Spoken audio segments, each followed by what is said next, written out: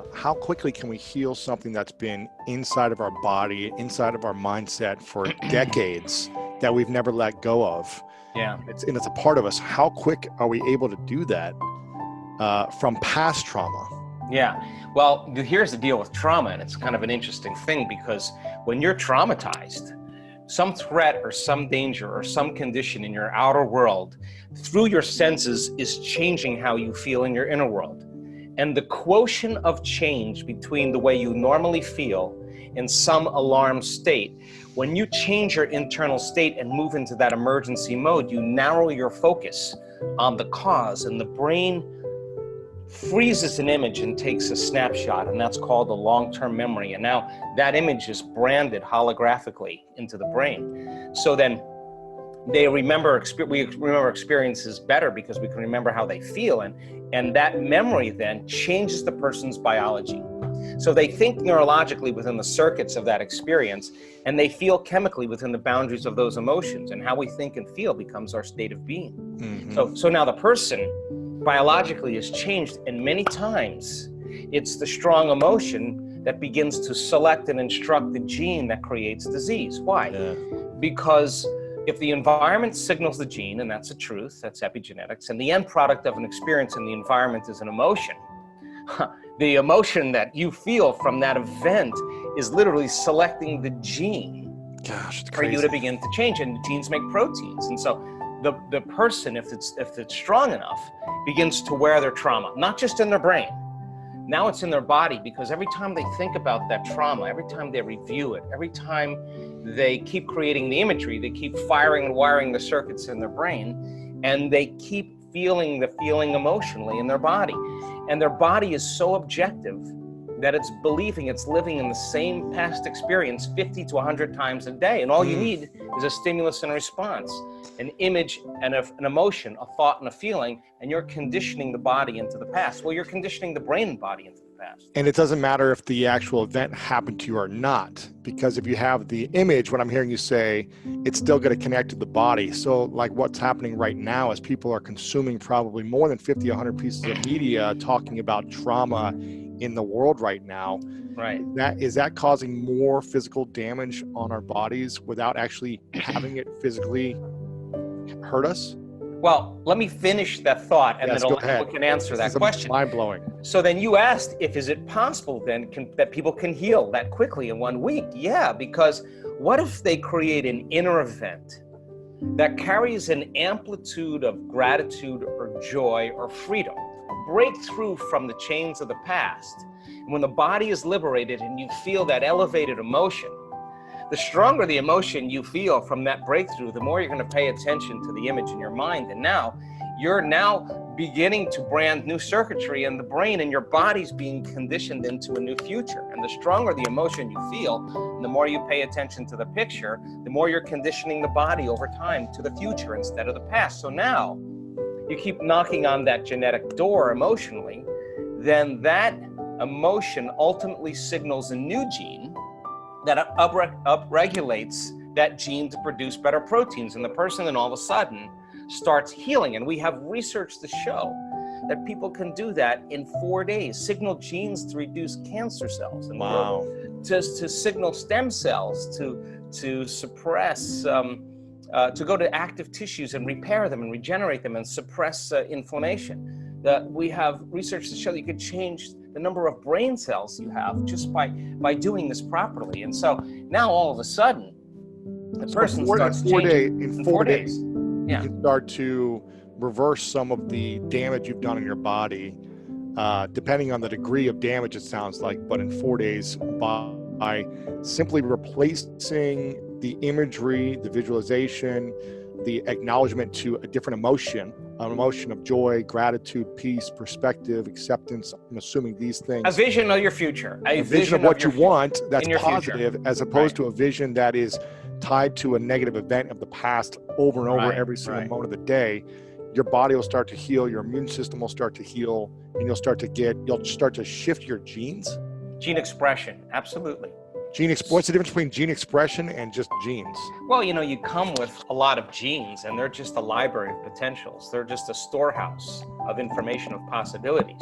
So then you got to get the right signal, the right lock into the key that begins to select and instruct genes that cause genes to make different proteins. And you can regulate so many different genes, the same genes, you can regulate them differently. So when they upregulate, they start producing really healthy and robust proteins. And that's enzymes, that's tissue, that's structure, that's function, that's hormones. It's immunoglobulins. When they downregulate because of some alarm, when there's not a lot of energy for long-term building projects, well, then you keep doing that, then the body starts producing cheaper proteins. It's a different signal. It's not a time for growth. And so now to answer your other question, Yes. then it makes sense then that if you have been if you had experience of trauma, say, for example, and it's created the feeling of fear, and your fear is that it could happen again. And you don't know this, but every time you think about that future, that possible worst case scenario, and you feel the emotion, you're conditioning your body to become the mind subconsciously of anxiety. So now, all you need now is some cue in your outer environment that says it's unsafe, that there's damage there, that you're a victim, something's bigger than you that could have an effect on you. Well, now that feeling of fear is going to cause you to think thoughts equal to it. So the person then no longer needs the environment to feel that fear. They just have to have the thought about that condition now. And now they're literally knocking their brain and body out of balance by thought alone. And the body's constantly living in emergency mode. And it takes a lot of energy, a lot of resources to live in emergency mode all the time. And guess what system becomes compromised by it? Immune system. Your immune system. Why? Because you have two protection systems. You got a system that protects you from dangers in your outer world. That's the gas pedal. That's the sympathetic nervous system. That's the fight or flight nervous system. Danger, threat out there. Use all the energy because you gotta survive. And when you survive, you got to take care of your body. So so now that system can work really well short term. It doesn't work really well if you keep it on all the time, because if you're mobilizing all that energy for some threat in your outer world, there's no energy in your inner world for growth and repair. There's no energy for long-term building projects. And energy leaves the brain and it leaves the heart and it moves into these lower centers, because now you're tapping the body's resources because there is an emergency. But whether the emergency is real or imagined, whether your anger is valid or justified or not, that you're tapping the body's very energy to heal by doing this. And the immune system says, well, we're part of really the other nervous system. We're the brake, we're the clutch. We need to get into relaxation. We need to get back into balance again. And when we do, then we'll metabolize, then we'll assimilate, we'll reproduce, we'll excrete properly. So now you got this kind of battle between the gas pedal and the brake, and the immune system says, hey, listen, if there's foreign agents, if there's viruses, bacteria, molds, funguses, listen, we don't have a whole lot of energy here to deal with them because we're fighting this war out there. There's no homeland security. So they shut down certain receptors in the immune system. They shut down function of those lymphocytes, those white blood cells that are your inner army of protection. And it takes a lot of energy to fight a virus and a bacteria. But if there's no energy, hey, listen, it takes energy to raise the body's temperature. Where do you think that comes from? That's part of that branch called the autonomic nervous system. And the sympathetic, the gas pedal, is part of it. And the parasympathetic is the clutch, is part of that autonomic nervous system. And it's a check and balance. But so you stay in emergency for an extended period of time.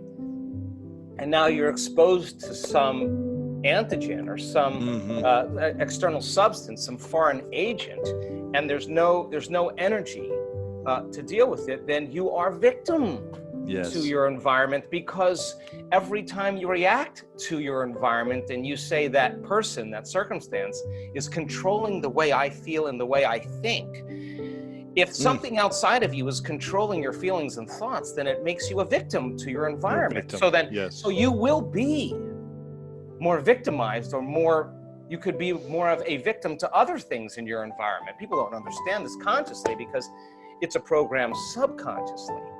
So now, if you begin to strengthen your inner environment now, this is where our work comes in, because we have research to show that when you place your attention right here in your heart, this center right here. This is the beginning of our divinity. This is our center of oneness, our wholeness. This is where we begin to feel love, gratitude, compassion, kindness, care, freedom, joy. It's all these elevated emotions that are heartfelt emotions. That our research shows that when you begin to teach people how to open this center, and you teach them a formula on how to practice it, that if they did that for 4 days, that they would begin to strengthen their immune system by 50%. And now let me tell you why. Because in the center is your heart, but what most people don't know, there's another gland in there called the thymus gland. Thyme leaf, it's named after the thyme leaf. And the thymus gland has two functions. It has an endocrinological function, it makes growth hormone, that's our youth center, and it makes strong immune chemicals, and it has an immunological function. So when you're living by stress and your heart is racing and you're stepping on the gas and the brake at the same time because you can't run, you can't fight, you can't hide, and you got the gas and the clutch going, energy is going to leave the heart and it's going to the adrenal center, and you're going to cause contraction in the arteries in your heart, and this center will shut down from blood flow. And so there's no energy in the heart. So you teach a person then how to begin to open the center and to start feeling elevated emotions through their heart. And you teach them how to switch or convert from the sympathetic nervous system to the parasympathetic nervous system. Well, all of a sudden now, this thymus gland, which normally shrinks with age, starting at puberty, the fountain of youth now, all of a sudden begins to get new blood flow. And there's new hormones that are signaled, like oxytocin and vasopressin, and all these different chemicals called nitric oxide and endothelial-derived relaxing factor, and the arteries in the heart begin to swell with energy and blood flow, and this center switches on, and now it says, man, this feels good, and this is a time for us to really get back into balance, and really let's strengthen our inner world now.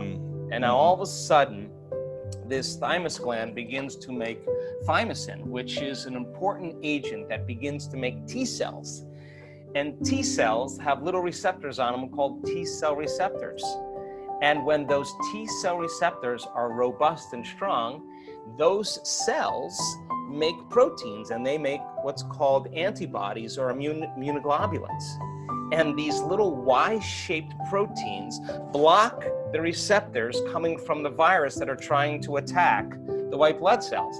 They have a shield, and now they're immune to the virus and its attack with its receptor, and it can literally begin to inject it with these immunoglobulins, primarily immunoglobulin A, and that begins to cause the virus to not survive. And then that white blood cell will pass another white blood cell and pass on the memory to it, so it already knows what's coming. So now all of a sudden you're making these immunoglobulins, and now your inner world now can combat anything that's a foreign agent, and even cancer cells.